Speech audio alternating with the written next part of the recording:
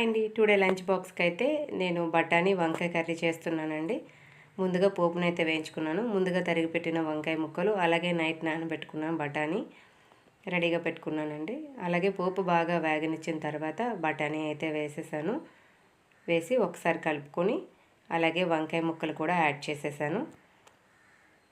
వంకాయలు యాడ్ చేసిన తర్వాత ఒక్కసారి కలుపుకొని సరిపడా పసుపు, సరిపడా ఉప్పు అయితే యాడ్ చేశానండి.